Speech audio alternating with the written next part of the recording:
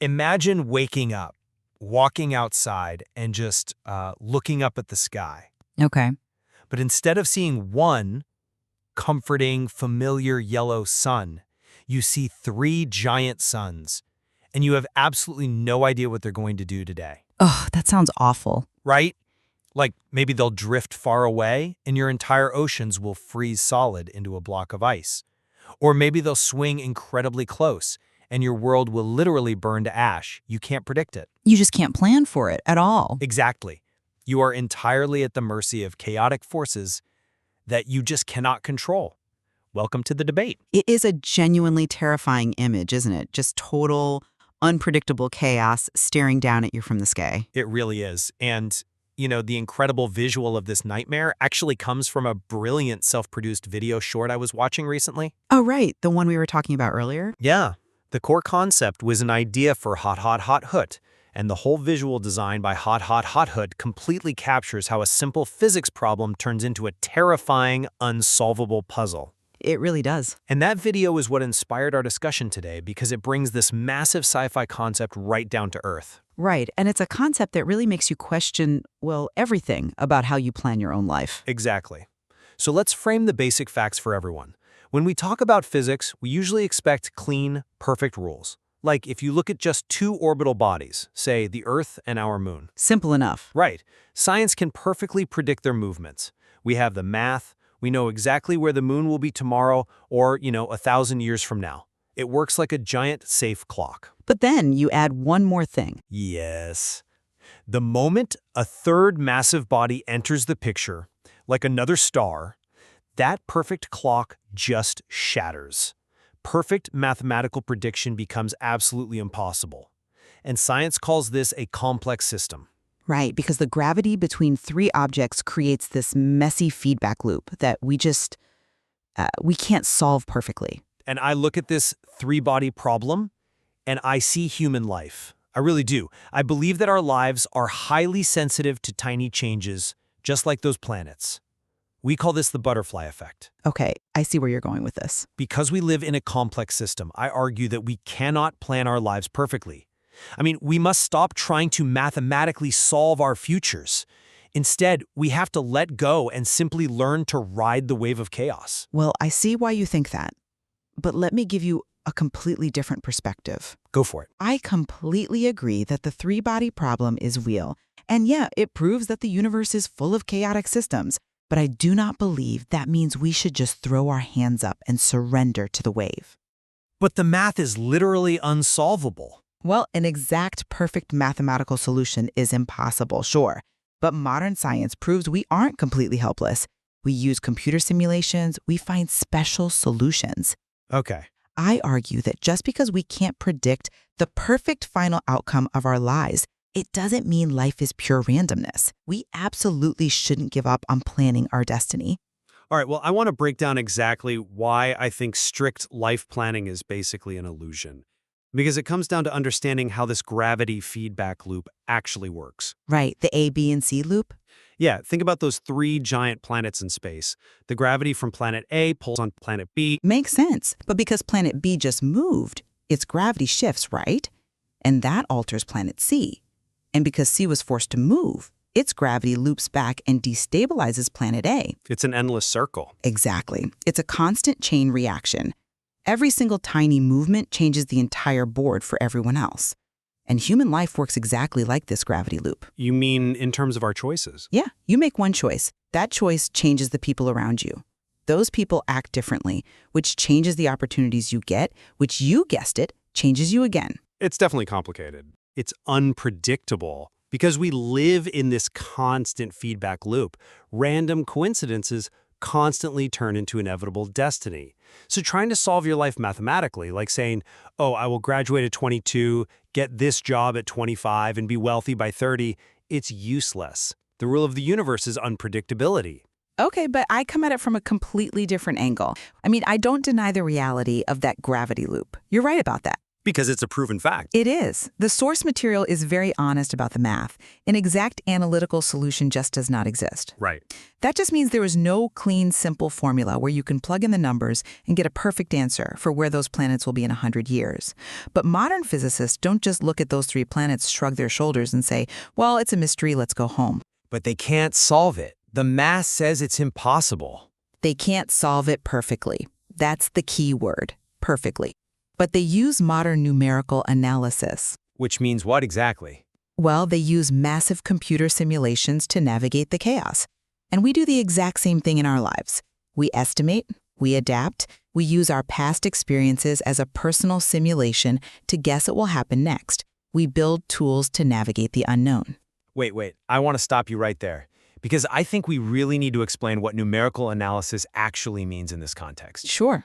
It sounds great to say scientists just use computers to fix it. But how does that actually work when the system is supposedly unsolvable? That is a great question. Here is how numerical analysis works in really simple terms. Since scientists can't calculate a smooth, perfect curve for where a planet will go over 1,000 years, they cheat a little bit. They cheat? Well, yeah. They freeze time. They look at exactly where the 3 planets are right this very second. Then they calculate a straight line predicting where the planets will go for just one tiny fraction of a second. Oh, okay. So just a tiny step forward. Exactly. They take one tiny step, then they freeze time again, look at the new positions, and calculate another tiny step. They do this millions of times using powerful computers. Wow. It's not a perfect formula, right? But by breaking the chaos down into tiny, frozen moments, they can build a really good approximation of what will happen next. I see. And in our own lives, we do the same thing. We don't need a perfect plan for the next 30 years. We just look at where we are right now, figure out our next best step, take it, and recalculate. That is why planning still matters. Okay, I get how taking tiny steps makes sense on a supercomputer, but I don't think that works in the messy reality of everyday life because of chaos theory. How so? Well, even if you think you can estimate your next step, you really can't. Because complex systems are hypersensitive to initial conditions. Like a microscopic change completely flips the final result. You're talking about the butterfly effect. Yes, exactly. And I want to use a real-world example instead of the old boring missing the bus analogy. Please do. Let's talk about the global economy. A few years ago, a single gust of wind pushed a massive cargo ship slightly sideways while it was sailing through the Suez Canal. Oh, right, the stuck ship. It got stuck. Just one ship shifting a few degrees, but because of that tiny change, hundreds of other ships got blocked. Suddenly, factories in Europe had to shut down because they didn't have parts. Yeah, the supply chain was ruined. Exactly. People halfway across the world couldn't buy a new video game console. The price of coffee spiked. It was a massive disruption, absolutely. But think about the scale of that. One gust of wind in Egypt changed what a teenager in America paid for a computer part 3 months later. Sure. If our world is that hypersensitive to a breeze, how can you possibly claim we can estimate or plan our destiny by taking tiny steps? The wind blows and your entire plan is destroyed. Okay, that is a very compelling example. The Suez Canal incident is a perfect demonstration of a complex system. But I think you're confusing chaos with pure formless randomness. What do you mean they aren't the same thing? Not at all. Have you ever heard of the Lorenz attractor? It's a key concept in chaos theory. I know it has to do with weather patterns, but break it down for me. Sure. Think of a skateboarder riding around in a huge, empty swimming pool. Okay. Because of the curves of the pool and the speed of the skateboard, you cannot predict exactly where the skateboarder's wheels will be at any specific second.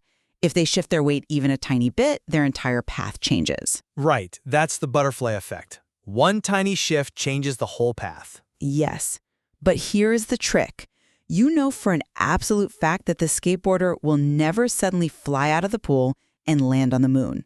Well, yeah, obviously. Their path is completely chaotic, but it is trapped inside a specific boundary, the shape of the pool. When scientists map this out on a graph, it actually looks like a set of butterfly wings. The lines never cross the exact same way twice, but they always stay inside the shape. So you're saying chaos has boundaries. Exactly. The system is hypersensitive, yes, but it still follows rules. Let's look at your Suez Canal example. Yes, a gust of wind delayed shipping and changed prices. That's the chaos inside the pool. Right. But the global economy didn't suddenly decide to start trading rocks instead of money. Gravity didn't stop working. The ships didn't turn into fish. Fair enough. The boundaries remained.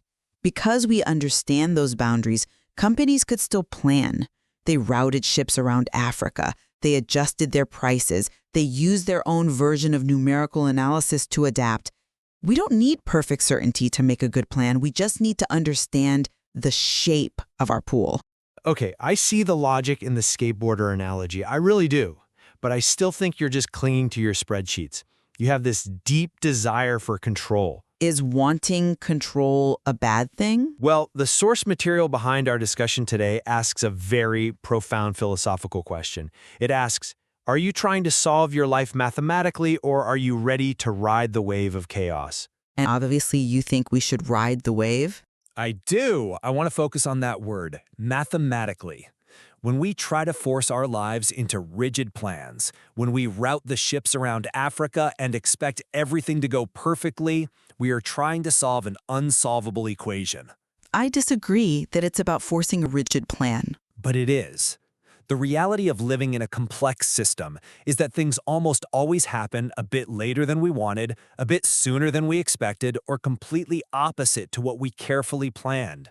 True. I argue that trying to stick to a rigid simulation of what your life should be only brings frustration. You end up fighting the universe. The most successful, adaptable, and happy people are the ones who accept that random coincidence drives the ship. They don't fight the chaos, they ride the wave. That's a nice poetic thought, but honestly, it's terrible advice. Really? Terrible advice? Yes, it sounds beautiful. It sounds very peaceful. But I have a major problem with the phrase riding the wave. It sounds incredibly passive, like you are just closing your eyes and letting things happen to you. Oh, I wouldn't call it passive. I'd call it being flexible. But let's look directly at the sci-fi story that inspired the video. On that planet, trapped between three suns, they experience what they call chaotic eras. Right. Sometimes the three suns are pulled far away by gravity, and the planet drops to freezing temperatures. Sometimes a sun swings dangerously close and the oceans start boiling. Yeah, it's a complete nightmare. Right. Now imagine if the people on that planet just decided to ride the wave of chaos. Imagine if they said, well, we can't predict the weather, so let's just go with the flow. What would happen? Well, they would be wiped out. They would die immediately. They wouldn't survive a single unpredictable era. The only reason they survive is because they absolutely refuse to just be passive victims of chaos. So what do? They use their version of numerical analysis. They observe the sky. They calculate the gravity as best as they can using the primitive tools they have. They make educated guesses about when to hide underground and when to come out and rebuild their civilization. But their calculations fail. That's a huge part of the story. They can't predict the suns perfectly, and they suffer for it. Yes, their calculations eventually fail. But the effort of calculating is what keeps them alive. It gives them a baseline to work from. In our own lives, we face unpredictable, chaotic eras all the time. Economic crashes, sudden health issues, shocking changes in technology. If you just shrug your shoulders and ride the wave during a massive crisis, you will drown. You have to use your logic, estimate the future, and take deliberate action. I hear you, but I think you are totally misunderstanding what it means to ride the wave. Enlighten me. I'm not saying we should do nothing, sit on the couch and wait for the suns to burn us. By riding the wave, I'm talking about a mental state. I'm talking about the flexibility to accept that your plans are mostly illusions. How is a plan an illusion if it keeps you alive? Because the plan itself rarely works out the way you calculated. Think about it. If you believe your perfectly calculated life plan is going to save you, you're going to be completely crushed when the chaotic reality hits you. You might be disappointed, sure. You'll be paralyzed by the failure of your math. But if you accept that a random coincidence will eventually rewrite your destiny, you remain loose. You remain adaptable. The wave isn't something you defeat with math and spreadsheets. It's an energy you flow with. Okay, but you can only flow with the energy if you have built a surfboard. A surfboard? Yes! Let's go back to the idea of preparing for a career. You might say that meeting a random business partner on a bus is pure chaos, a total butterfly effect. Which it is. Sure, the meeting is chaos. But what if you never bothered to learn any skills in the first place? What if you never went to school, never practiced your craft, and never tried to build anything because you were just, waiting for the universe to hand you a destiny? Well, obviously you have to learn things. Right. The chance meeting on the bus only turns into a successful business because you spent years planning, studying, and working hard. You solved the math of your own potential day by day, step by step. So when the chaos finally presented an opportunity, you were ready to capture it. But you didn't know what you were preparing for. You gathered those resources without knowing what the final equation would look like. You studied your craft not knowing if the universe was going to throw a freezing era or a burning era at you. You were simply making yourself strong enough to handle whatever the complex system did next. Wait, but that is exactly what numerical analysis is in everyday life. Is it? Yes. Gathering resources, making yourself stronger, practicing skills. You are looking at a complicated world, recognizing your limits, and making a calculated choice to be prepared. You are freezing time, taking one positive step forward and recalculating. You are finding a special solution for your own personal life, even if you can't find a general solution for the entire universe. That is a really sharp way to frame it. You're saying that the act of personal growth is our way of taking tiny steps through the chaos. Exactly. We can't predict the three-body problem of the universe, but we can manage the one-body problem of ourselves. Wow, okay. This brings us to a very fascinating place. We are both looking at the exact same cosmic puzzle, the terrifying reality that a system with three massive objects cannot be perfectly predicted. Yep. But we've pulled two very different life philosophies from it. When you put all this together, it really changes how you look at the choices you make every day. It really does. I think it would be helpful if we summarized our main takeaways for everyone listening, so they can weigh the two sides for themselves. I think that's a great idea. So, when I look at all the evidence, my summary is this. Life is a beautiful, deeply chaotic, complex system. Just like the famous three-body problem in physics, the gravity of our choices creates an endless, messy feedback loop. The constant chain reaction? Right, because human systems are hypersensitive to initial conditions. Tiny variations like a gust of wind in a canal trigger total unpredictability. The butterfly effect rules our world. Therefore, I believe it's impossible to find a perfect mathematical answer for our future. We have to stop stressing over rigid, step-by-step life plans. We must learn to embrace random coincidences, maintain a flexible mindset, and boldly ride the wave of chaos. And my summary comes down to this. I completely agree that the universe is chaotic, and perfect prediction is a myth. However, chaos is not the same thing as pure randomness. Like a skateboarder in a pool, chaos has boundaries. Right. The shape of the pool. Exactly. While we can't find an exact clean formula for our future, we are far from helpless. Just as modern physicists use computer simulations and numerical analysis to take tiny steps forward, we can use our intelligence, our skills, and our experience to navigate life. We can estimate, we can adapt, and we can make educated choices to survive unpredictable challenges. I believe we must actively steer our ship, not just passively ride the wave. It is such a brilliant tension between those two ideas.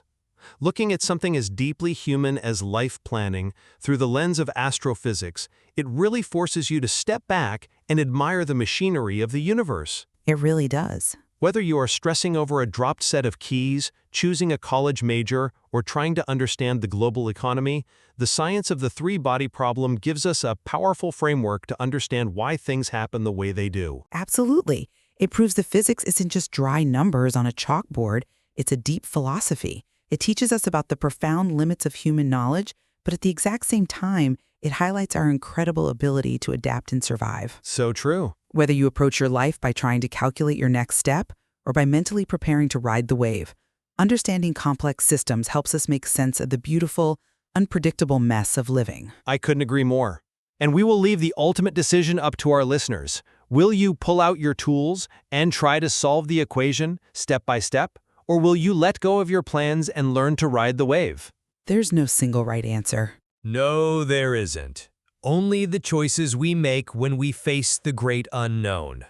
Before we go, I want to give one final shout out to the incredible work that sparked this entire conversation today. The self-produced video was a brilliant idea for Hot Hoth Huth Hut, and the stunning visual design by Hot Hoth Huth Hut really brought the terrifying chaos of the three suns vividly into our minds. It truly is a masterpiece. It takes the invisible math of the universe and makes it completely visible and understandable for all of us. It really does. So the next time you step outside and look up at the moon and the sun, ask yourself, what are you going to do when the third body arrives?